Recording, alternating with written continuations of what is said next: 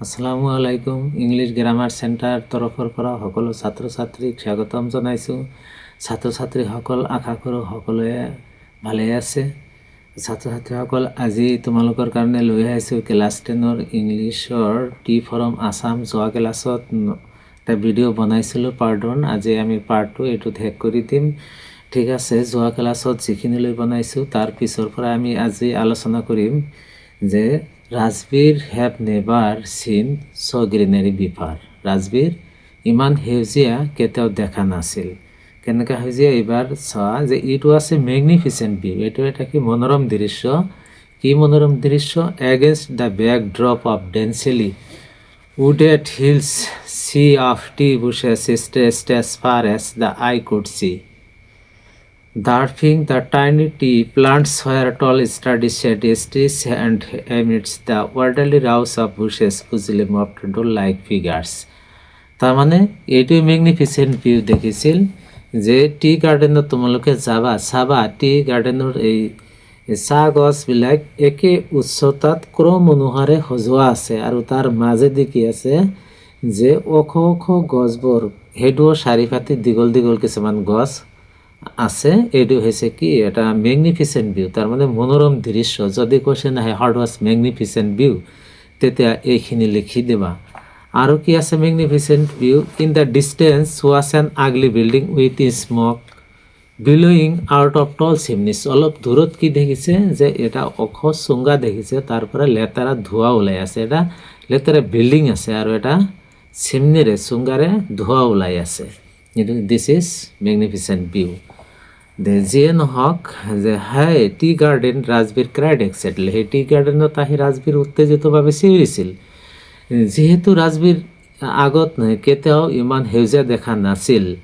But Pranjal did not share with Rajbir's excitement. তাৰমানে প্ৰাঞ্জল কিন্তু সেই ক্লাছমেট ৰাজবীৰৰ উত্তেজনাত অংশ লোৱা নাছিল। Because Pranjal was born and brought up on tea plantation. কাৰণ প্ৰাঞ্জল চাহ বাগিচাৰ ওপৰতে কি জন্ম হৈছিল আৰু ডাঙৰ দীঘল হৈছিল। Assam has the largest tea concentration in the world. তাৰমানে অসমত আটাইতকৈ বৃহত্তম চাহ উৎপাদন কেন্দ্ৰ পৃথিৱীৰ ভিতৰত কি অসমত। যদি আহে where is the largest tea concentration in the world, তেতিয়া এনচাৰ কি হ'ব? আছাম। ছাত্ৰ ছাত্ৰীসকল এইটো মনত ৰাখিবা। তাৰ পাছত আৰু কি কৈছে? I have been reading as much as I could about tea, Rajbir said. Rajbir কৈছিল যে আমি চাহৰ বিষয়েতো বহুত পঢ়িয়েই আছোঁ। No one really knows who discovered tea. তাৰমানে কোনেও নাজানে আচলতে চাহ কোনে আৱিষ্কাৰ কৰিছিল। বাট দেৰ আৰ মেনি লেজেণ্ডছ, কিন্তু তাত বহুত কাহিনী আছে। তাৰে এটা কাহিনী হৈছে এই টি ফৰম আছামত দুটা কাহিনী এই অৰূপ কুমাৰ দত্তই উল্লেখ কৰিছে। অৰূপ কুমাৰ দত্ত অৰূপ কুমাৰ দত্ত, য়েছ। তে কি কাহিনী কৈছে? এটা কাহিনী হৈছে কি ইণ্ডিয়ান লেজেণ্ডছ। ছাত্ৰ ছাত্ৰীসকল তাৰমানে চাহ কেনেকৈ কোনে আৱিষ্কাৰ কৰিছে তাৰে দুটা সাধু কথা আছে। এটা হৈছে চাইনিজ লেজেণ্ডছ আৰু এটা হৈছে কি ইণ্ডিয়ান লেজেণ্ডছ। আজি তোমালোকক আমি চাহ কেনেকৈ আৱিষ্কাৰ হ'ল সেই কাহিনী দুটা ক'ব আজি। ঠিক আছে, যি কি নহওক চাইনিজ লেজেণ্ডছৰ আগত কওঁ যে দেৰ ৱাজ এ চাইনিজ ইম্পেৰৰ, মানে এজন চাইনিজ মানে সম্ৰাট আছিল, চীনৰ সম্ৰাট আছিল। হু অলৱেজ বইল্ড ৱাটাৰ বিফৰ ড্ৰিংকিং।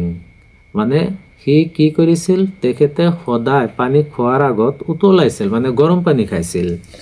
আৰু one day a few leaves of the twigs burning under the pot fell into the water giving it a delicious flavour. তাৰমানে এদিনাখন সেই পানী উতলাই থাকোঁতে, গৰম কৰি থাকোঁতে গছৰ ঢালৰ পৰা কেইটামান পাত সৰি পৰিছিল আৰু সেই পাতকেইটা কি সেই পাত্ৰত পৰিছিল, যিটো পাত্ৰত নেকি পানী গৰম কৰি আছিল।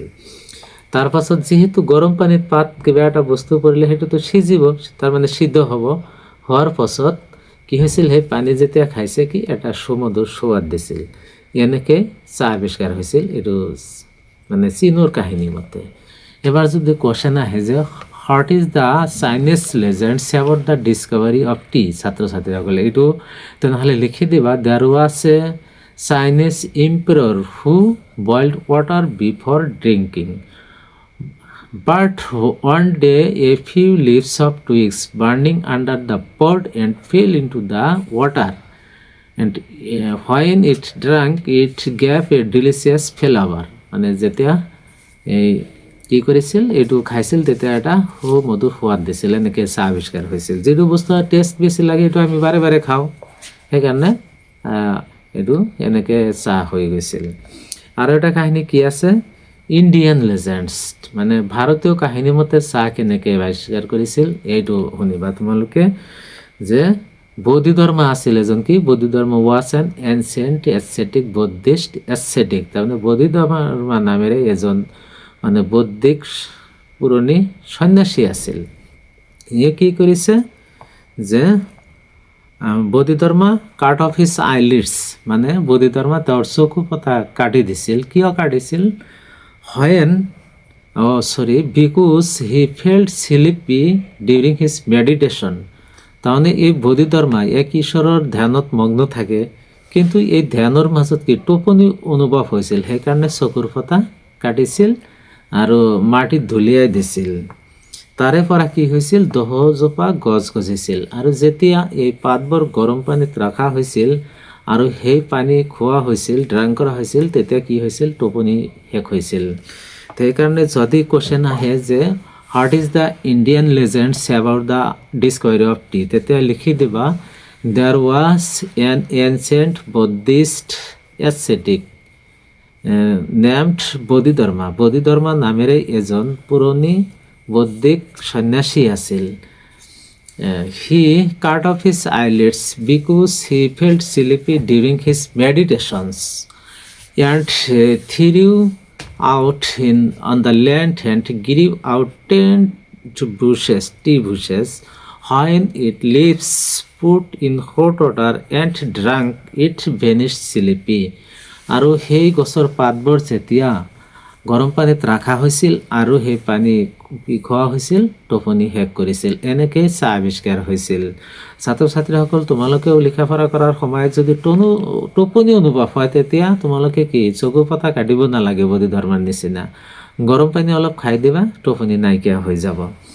ছাত্ৰ ছাত্ৰীসকল, ইয়াত আৰু সৰু সুৰা কুৱেশ্যন আছে। যদি আহে হু ৱাজ বৌদ্ধধৰ্মা, তেতিয়া আনচাৰ লিখিবা Bodhidharma was an ancient Buddhist aesthetic.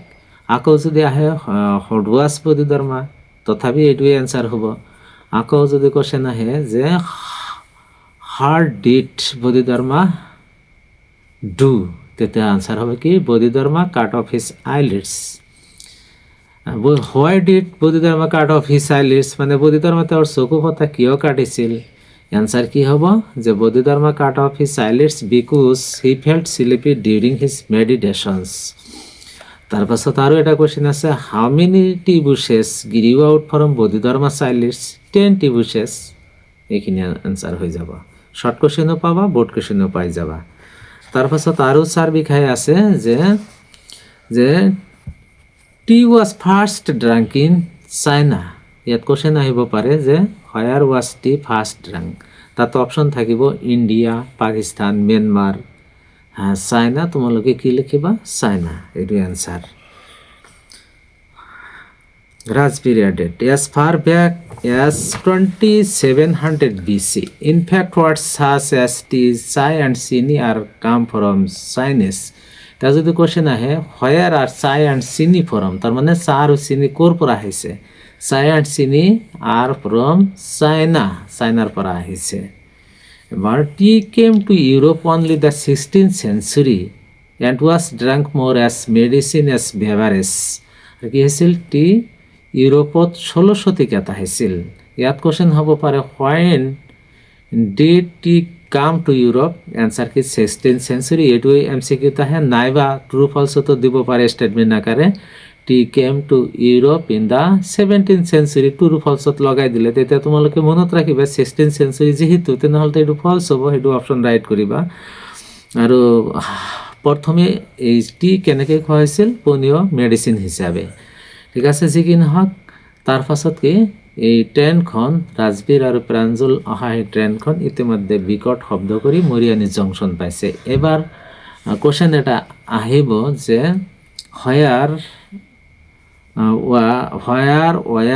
Pranjal and Rajbir finally got off the train, তেতিয়া কি লিখিবা Mariani junction. The boys collected their luggage and pushed their way to the crowded platform. আৰু ল'ৰাবোৰে কি কৰিছিল নিজৰ বয় বস্তুসমূহ সংগ্ৰহ কৰিছিল. তাৰমানে যেতিয়া আমি বাছেৰে জাৰ্ণি কৰোঁ, যদি আমাৰ ষ্টেচন পাওঁ অৱস্থাত, তেতিয়া আমাৰ বস্তু বাহিনী কিন্তু গোটাই লওঁ ক'ত কোনটো বস্তু আছে. ঠিক সেনেকৈ ৰাজবীৰ আৰু প্ৰাঞ্জলেও যিহেতু মৰিয়ানী ষ্টেচন পাইছেহি নিজৰ বয় বস্তু সংগ্ৰহ কৰিছিল. এইফালে কি কৰিছে প্ৰাঞ্জলছ ফাদাৰ অৰ্থাৎ প্ৰাঞ্জলছ পেৰেণ্টছ ৱেৰ ৱেইটিং ফৰ দেম. প্ৰাঞ্জলৰ পিতৃ মাতৃ সিহঁতৰ কাৰণে তাত অপেক্ষা কৰি আছিল. তাৰ পাছত কি হ'ল, সেই প্ৰাঞ্জল আৰু ৰাজবীৰ এই প্ৰাঞ্জলৰ দেউতাৰ গাড়ীত উঠিলে. উঠাৰ পাছত এটা কি ব্ৰিজ পাৰ হৈছে, সেই ব্ৰিজটোৰ নাম হৈছে কেটেল ব্ৰিজ. মানে they crossed a cattle bridge and entered Dhekiabari tea estate. এই কেটেল ব্ৰিজটো পাৰ হৈ কি হৈছে ডেকেবাৰী টি ৰাজ্যত সোমাইছে. এতিয়া যদি এনচাৰ কৰোঁ আমি টি গাৰ্ডেন ইনাপাৰ আছাম, তেতিয়া হ'ব কি Dhekiabari tea garden. What was Pranjal's father? Answer কৰিব Pranjal's father was the manager of Dhekiabari tea garden. মানে ঢেকীয়াবাৰীত চাহ বাগিচাৰ পৰিচালক আছিল মিষ্টাৰ বৰুৱা, অৰ্থাৎ প্ৰাঞ্জলছ ফাদাৰ. তাৰপাছত কি হ'ল, গাড়ীটো মেইন ৰোডৰ ফালে আহি ঢেকীয়াবাৰী ৰাস্তাৰ ঢেকীয়াবাৰী টি গাৰ্ডেনৰ মাজেৰে এটা গ্ৰাভেল ৰোড আছে, সেই গ্ৰাভেল ৰোডেৰে অতিক্ৰম কৰি আছে. On both sides of the gravel road were acre upon একৰ of tea bushes all neatly bound to the same height, groups of tea placards with bamboo baskets on their backs, wearing plastic aprons, were plucking the newly sprouting leaves. তাৰমানে প্ৰাঞ্জল আৰু ৰাজবীৰ যেতিয়া এই T গাৰ্ডেনৰ ঢেকীয়াবাৰী T গাৰ্ডেনৰ মাজেদি গৈ আছে, তেতিয়া কি দেখা পাইছে একৰ একৰ আপন, মানে যিমান দূৰ দেখা যায় অকল চাহ গছে দেখা পাইছে. চাহ বাগিচাত নতুনকৈ বা ধুনীয়াকৈ সজোৱা আছে. গ্ৰুপছ অফ টি প্লাকাৰ্ড, চাহপাত চিঙোতাসকলৰ দলে উইথ বেম্বো বাস্কেটছ, মানে এই যিসকল মানুহে চাহপাত ছিঙে সিহঁতৰ পিঠিত কি বাঁহৰ এটা খৰাহী আছে, বাস্কেট আছে আৰু প্লাষ্টিক আপ্ৰঞ্চ পিন্ধি কি কৰে এই নতুনকৈ গজা পাতবোৰ ছিঙে. এবাৰ যদি বৰ্ড কোৱেশ্যন আহিছে যে what did Pranjal and Rajbir see on the both sides of the gravel road, মানে প্ৰাঞ্জল আৰু ৰাজবীৰ গ্ৰাভেল ৰোডৰ দুয়োফালে কি দেখিছিল, তেতিয়া এইটো এনচাৰ হ'ব এইটো last paragraph page number 95 last পেৰাগ্ৰাফটো লিখি দিলে হ'ব. আকৌ যদি কোৱেশ্যন আহে give a brief description of Dhekiabari tea garden, তথাপি এইটো এনচাৰ লিখি দিলে হ'ব, মানে এই বৰ্ণনাখিনি ঢেকীয়াবাৰী টি গাৰ্ডেনৰ বিষয়ে কৈছে. আকৌ যদি কোৱেশ্যন আহে যে what were the tea pluckers plucking, মানে চাহপাত চিঙোতাসকল কি ছিঙি আছিল, নিউলি স্প্ৰাউটেড টি লিভছ এইটো ছিঙি আছিল. এটা কোৱেশ্যন আছে what dress do the tea pluckers wear, মানে চাহপাত চিঙোতাসকলে কি পোচাক পিন্ধে, প্লাষ্টিক আপ্ৰনছ, এইটো লিখি দিবা. আৰু এটা কোৱেশ্যন আছে কি this is the second flush or sprouting period is not mister Barua Rajbir asked lasts from May to July and yields the best tea. তাৰমানে যদি কোৱেশ্যন আহে এই চাহপাত যে ছিংগে এইটো মে'ৰ পৰা জুলাইলৈ এইটো হৈছে আটাইতকৈ ভাল সময়, উত্তম সময়. এইখিনি সময়ত চাহপাত গজে বেছিকৈ.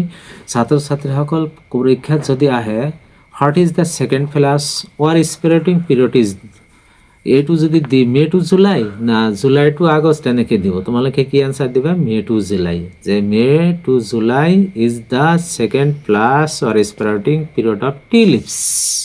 ছাত্ৰ ছাত্ৰীসকল ইয়াৰ পাছত আমি টি ফৰম আছামৰ কুৱেশ্যনখিনি তোমালোকৰ আগত দাঙি ধৰিম. আজি এইখিনিতে